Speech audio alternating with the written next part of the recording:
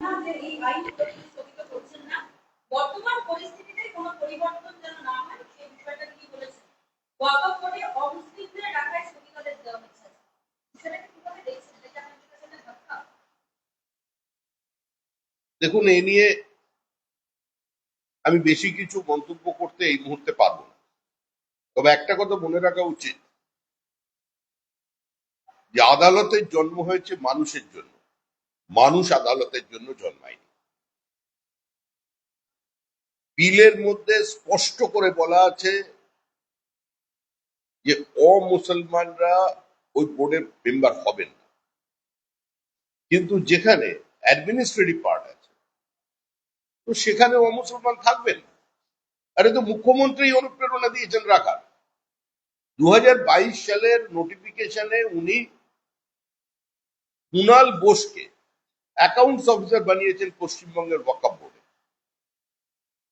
এটা তো পরিষ্কার, প্রথমেও ছিল, এখনো আছে। প্রশ্ন হলো, পশ্চিমবঙ্গে এই মুহূর্তে ওয়াকফ বোর্ডকে সামনে রেখে কার্যত হিন্দু নিধন যজ্ঞ চলেছে।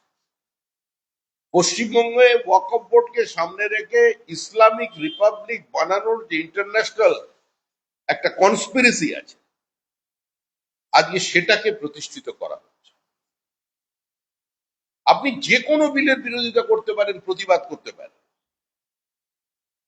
কিন্তু হিন্দুর প্রপার্টিতে আগুন লাগানো, দোকান লুট করা, মল লুট করে নেওয়া, এটা কার স্বার্থে হচ্ছে? ওয়াকফ বোর্ডের স্বার্থে? দরিদ্র মুসলমানদের স্বার্থে? এর উদ্দেশ্য কি? সুপ্রিম কোর্টে আপাতত চাকরিহারা শিক্ষকদের জন্য একটা স্বস্তির খবর এসেছে, যেখানে বলা হচ্ছে 31 ডিসেম্বর পর্যন্ত শীর্ষ আদালত তাদের কাজের সুযোগ দিল, কারণ তারা পড়ুয়াদের শিক্ষা নিয়ে চিন্তিত। পাশাপাশি 9 মাস বেতন পাবে চাকরিহারা শিক্ষকরা। এটা পড়ুয়াদের ক্ষেত্রে কোনো স্বস্তির বার্তা নিয়ে আসতে পারে, কিন্তু শিক্ষকদের ক্ষেত্রে নয়। এটা কোনো সমাধানই নয়। ছাত্রদের পঠন পাঠনের কথা চিন্তা করে, যারা বিভিন্ন পরীক্ষার খাতা দেখছেন তাদের কথা চিন্তা করে এই সিদ্ধান্ত নেওয়া হয়েছে, কিন্তু এটা কোনো স্থায়ী সমাধান নয়, কোনো সমাধানই নয়। শিক্ষকদের তো তাহলে পুনরায় পরীক্ষায় বসতে হবে। 10 বছর যার সঙ্গে ওই ধরনের কোনো পড়াশোনার যোগাযোগ নেই, যিনি শিক্ষক হয়ে গিয়ে এখন স্কুলে ছাত্র পড়াচ্ছেন, তিনি আবার নতুন করে পরীক্ষা দেবেন মে মাসে। এটা কি ব্যবস্থা হলো? যেখানে ছিল সেখানেই আছে। আর এই অবস্থার জন্য দায়ী হচ্ছে তৃণমূল কংগ্রেস। মুখ্যমন্ত্রী যদি চান, তিনি এরকম যোগ্য অযোগ্যের কথা এখন বলছেন, 7,000 কার্ড ইস্যু করেছিলেন, তিনি সেটা পরিষ্কার বলুন মানুষের সামনে, তারা সেগ্রিগেট করে দিন, তাহলে তো সমস্যার সমাধান হয়। এখনো তো সে পথ খোলা। আমাদের দলের পক্ষ থেকে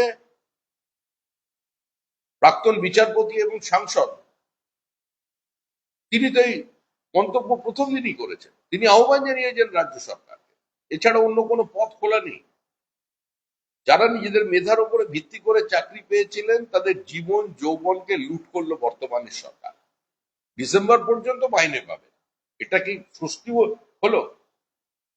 এটা কি কোনো সম্মানের জীবিকা হলো? এর থেকে দুর্ভাগ্যজনক, হতাশাজনক পরিস্থিতি আর কিছু হতে পারে না। রাজ্য পর্ষদ কিছুক্ষণ আগে জানিয়েছে যে 21 তারিখ, আগামী 21 তারিখ অর্থাৎ সোমবারের মধ্যে যোগ্য অযোগ্যদের তালিকা তারা প্রকাশ করবে। পাশাপাশি সুপ্রিম কোর্ট আজকে শিক্ষকদের সাময়িক স্বস্তি দিল, শিক্ষা কর্মীদের কোনো স্বস্তির খবর দিতে পারে। সেক্ষেত্রেও শিক্ষামন্ত্রী জানিয়েছেন যে রাজ্যের শিক্ষকদের পাশাপাশি শিক্ষা কর্মীদেরও তারা পাশে আছেন। আইনি পথে বা ধাপে ধাপে যা আছে সবটাই শিক্ষা কর্মীদের জন্য করছেন। গত 3 বছরে কথাগুলো বলেননি কেন?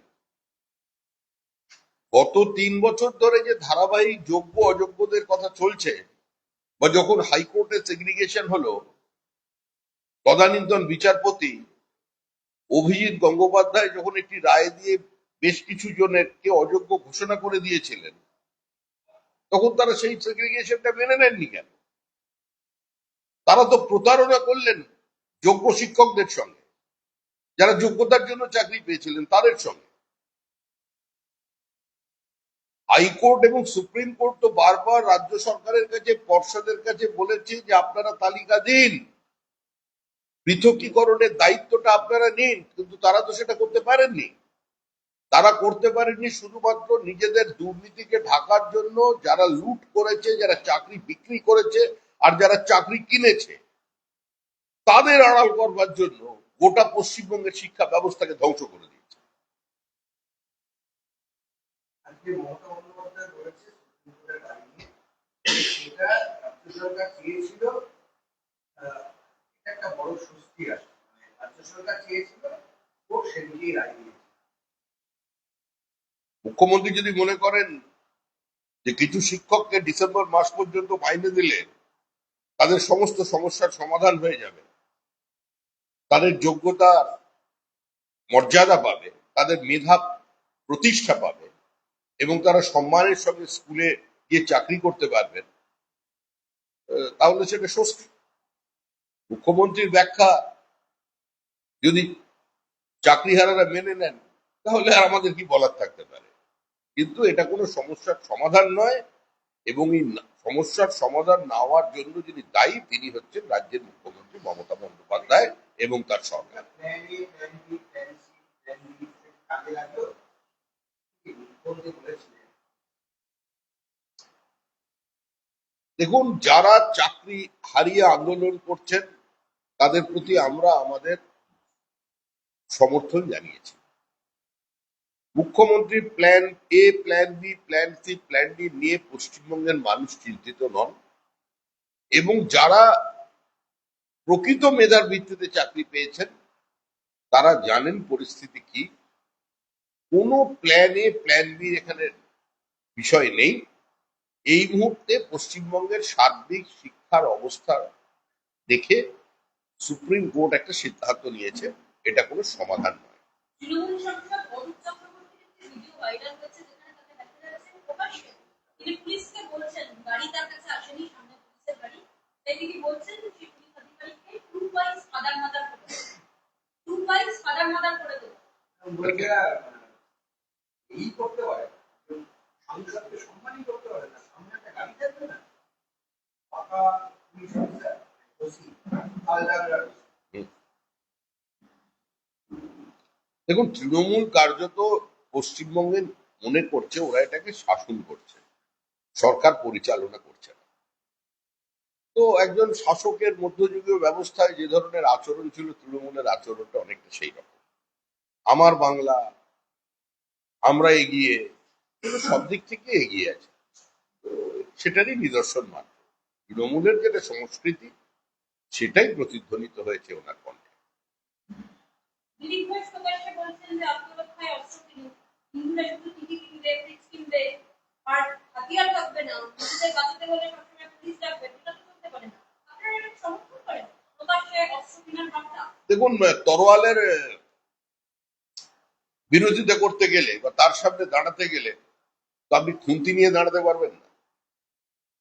আজকে যে পরিস্থিতি মুর্শিদাবাদে তৈরি হয়েছে, আজকে শুনেছেন ভারতবর্ষে কোনোদিন একজন ভারতবাসী একটি মহিলা দাঁড়িয়ে বলছেন বিএসএফ কে যে আপনি আমাকে গুলি করুন, আপনারা আমাদের গুলি করে ঝাঁঝরা করে দিন, আমরা অন্যের হাতে নিজেদের সম্ভ্রমহানি হতে দেব না। এ তো জহরব্রতকে মনে পড়িয়ে দিচ্ছে। এই পরিস্থিতি তৈরি হয়ে গেল আজকে স্বাধীন ভারতবর্ষে। এই দৃশ্য ভারতবর্ষের অন্য কোথাও কেউ দেখে। জমিতে কিছুক্ষণ আগে কুণাল ঘোষ একটি এক্সটার্নালে পোস্ট করেছেন, সেখানে তিনি লিখেছেন, সূত্রের খবর আগামীকাল রাজ্যের কোন সিনিয়র বিজেপি অবিবাহিত নেতার বিয়ে রেজিস্ট্রি হচ্ছে। পাত্রী কি বিজেপি কর্মী? পার্টির একাংশ কি নেতাকে বারণ করেছেন? যাই হোক, তিনি পার্টির মতামত নিয়ে তিনি নিজের সিদ্ধান্ত রাখেন, তবে শুভেচ্ছা নেই। আমার এরকম কোনো খবর জানা নেই। যদি কেউ বিয়ে করেছেন, আনন্দের খবর। এর মধ্যে রাজনীতি কোথায়? আর এর মধ্যে পোস্টই বা করবার প্রয়োজন কি আছে? আচ্ছা, আজকে আদালতে বলা হয়েছে যে শুভেন্দু অধিকারী পাথর ছোড়ার সংস্কৃতি আমদানি করছে। পাথর ছোড়ার সংস্কৃতি, এবং আদালত বলেছে যে সেটা সত্যি হয়ে থাকে তাহলে আপনাদের ধরে নেওয়া হবে। শুভেন্দু অধিকারী পাথর ছোড়া সংস্কৃতি আমদানি করলো না, তৃণমূল কংগ্রেস পাথর ছোড়া সংস্কৃতি আমদানি করেছে। তৃণমূল কংগ্রেস বিজেপির সর্বভারতীয় সভাপতি জেপি নাড্ডার কনভয়ের উপরে পাথর বৃষ্টি করেছে। দক্ষিণ 24 পরগনা সেই ঘটনা আপনাদের জানা। সর্বভারতীয় দুটো টিভি চ্যানেলের গাড়ি ভাঙচুর করা হয়েছে। কাশ্মীরে পাথর ছোড়া বন্ধ হয়েছে, পশ্চিমবঙ্গে জঙ্গিপুরে পাথর ছোড়া চলছে। পশ্চিমবঙ্গে নেতাদের দায়িত্বজ্ঞানী মন্তব্য এবং মুখ্যমন্ত্রীর প্ররোচনামূলক বিবৃতির কারণে আজকে এই রাজ্যে এই পরিস্থিতি তৈরি হয়েছে। মুখ্যমন্ত্রী বলেছিলেন যোগ্য শিক্ষকদের চাকরির দায়িত্ব তার। আজকে এই রায়ের পর মুখ্যমন্ত্রী বলছেন এটা আমাদের আবেদনের সাড়া দিয়েছে। দুটো প্রশ্ন আসে, তাহলে কি আর এই ডিপুটেশন দাখিল করবে সরকার? আর এটাই কি তাহলে সেই দায়িত্ব যেটা বারবার প্রশ্ন উঠছে, শিক্ষকরা এই প্রশ্ন করছে? এই প্রশ্ন যারা চাকরি হারিয়েছেন তারাই বরঞ্চ মুখ্যমন্ত্রীকে করুন। সামগ্রিকভাবে আমরা যা বুঝেছি, আজকের সুপ্রিম কোর্টের রায়ে কোনো সমাধান হয়নি। আজকের সুপ্রিম কোর্টের রায়ে শিক্ষা ব্যবস্থা যে একটা বিপর্যয়ের সম্মুখীন হয়েছিল, যে হঠাৎ এত লোকের চাকরি চলে যাওয়ার কারণে পরীক্ষার্থীদের বা পরীক্ষা দেওয়ার পরে তাদের অ্যান্সার স্ক্রিপ্ট দেখার জন্য যে পরিস্থিতি তৈরি হচ্ছিল, সেইটার থেকে একটু সুরাহা। এটা যদি কাউকে স্বস্তি দিয়ে থাকে তাহলে কিছু ছাত্রকে স্বস্তি দিয়েছে, কিন্তু এটা কোনো স্থায়ী সমাধান নয়। সমাধান নয়, যারা চাকরি খুইয়েছেন এই রায়ে তাদের চাকরি ফিরে আসে। মুর্শিদাবাদে দাঁড়িয়ে থাকবে, সেন্ট্রাল ফোর্স থাকবে, আর ইউনিয়ন হ্যাঁ? মুর্শিদাবাদে কেন্দ্রীয় বাহিনী থাকবে, আদালত দাঁড়িয়ে। দেখুন, মুর্শিদাবাদের মানুষ একের পর এক আপনাদের ক্যামেরার সামনে বলছেন যে পুলিশকে আমরা দেখতে পাইনি। সিএ এর সময় যখন আমরা আক্রান্ত হয়েছিলাম, তাও কিছু পুলিশকে পাশে পেয়েছিলাম, এখন কোনো পুলিশকে দেখতে পাইনি, কারণ পুলিশ কার্যত প্রাণ ভিক্ষা করছিল হাত জোর করে।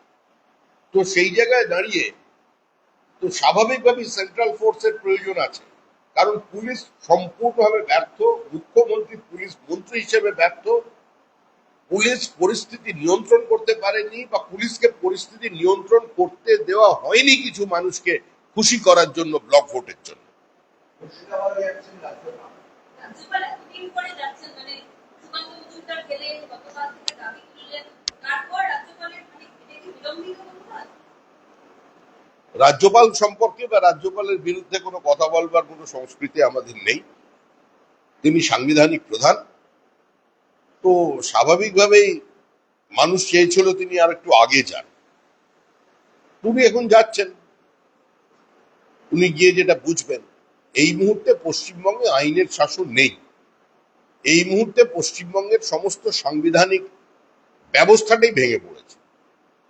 তিনি সংবিধানের প্রধান, তিনি দেখবেন, কথা বলবেন, সম্পূর্ণ তার বিষয়। প্রাক্তনী প্রিয় দুর্নীতির সমস্ত দায় পার্থ চট্টোপাধ্যায় ইন্ডিয়াকে কোর্টে কথা বলেছে এবং তারকে জামিনের আবেদন ছিল নাকচ। দেখুন, আদালতে ইডি কি বলছে আর পশ্চিমবঙ্গের মানুষ কি জানে? পশ্চিমবঙ্গের মানুষের যেটা পারসেপশন, সেটার মধ্যে ফারাক থাকতেই পারে।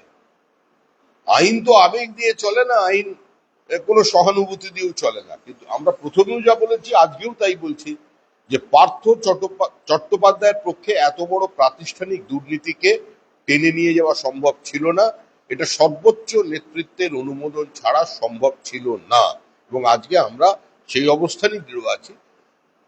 ইডি তদন্ত করে যা পেয়েছে তাতে পার্থ চট্টোপাধ্যায়কে নিশানা করে বলতে পারেন, কিন্তু এই দুর্নীতি একা পার্থ চট্টোপাধ্যায়ের দুর্নীতি নয়, তৃণমূলের ওপর থেকে নিচ পর্যন্ত এই দুর্নীতির সঙ্গে যুক্ত। রাজ্যের শিক্ষামন্ত্রী প্রাক্তন সুকান্ত মজুমদার, তিনি কেন্দ্রীয় শিক্ষামন্ত্রী, তাকে বলছেন গোবর গণেশ। গোবর গণেশ।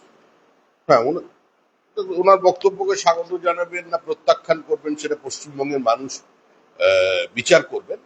তবে মোটামুটি ভাবে তিনি তৃণমূলের সংস্কৃতিটা যে রপ্ত করে ফেলেছেন, তার যে ব্যক্তিসত্তা, তার যে সৃজনশীল মন, তার যে লেখনী, কার্যত সেটা সম্পূর্ণই তৃণমূলের রসে সম্পৃক্ত হয়ে গেছে।